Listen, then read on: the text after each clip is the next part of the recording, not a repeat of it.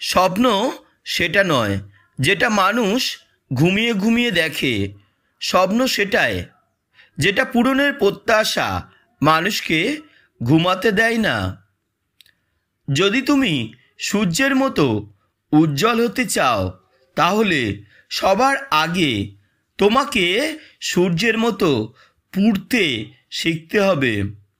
Sir বলেছেন, ভগবান কেবল তাদেরকেই সাহায্য করে যারা পরিশ্রম করে।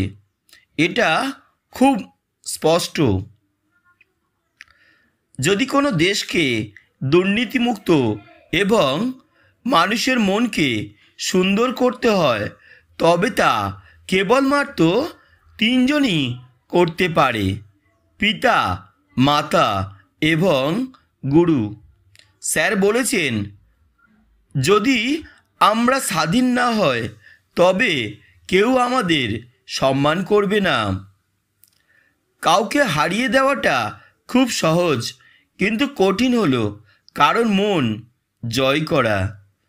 সফলতার গল্প পড়ো না, কারণ তা থেকে তুমি শুধু গল্পই পাবে। ব্যর্থতার গল্প পড়ো, তাহলে সফল হওয়ার কিছু উপায় পাবে। মানুষ বড় অদ্ভুত। ভদ্র আচরণকে দুর্বলতা ভাবে আর বদমেজাজকে ব্যক্তিত্ব।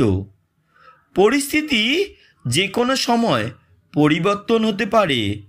জীবনে কাউকে কষ্ট দিও না।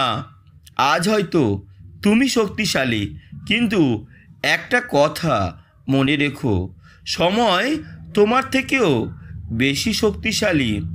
যদি তুমি তোমার কাজকে স্যালুট করো, দেখো তোমাকে আর কাউকে স্যালুট করতে হবে না।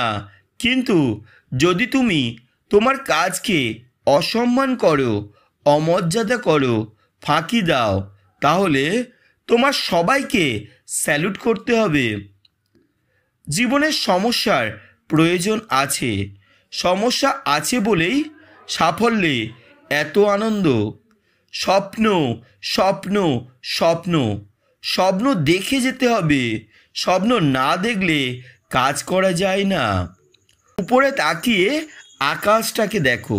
তুমি একা নয়, এই মহাবিশ্ব তোমার বন্ধুর মতো। এপিজে আব্দুল কালাম স্যারের বাণী তোমাদের কেমন লাগলো নিচে কমেন্টস করে অবশ্যই জানিও। আর এই রকম মোটিভেশন ভিডিও পেতে আমার চ্যানেলটি সাবস্ক্রাইব করে পাশে থেকো। ধন্যবাদ।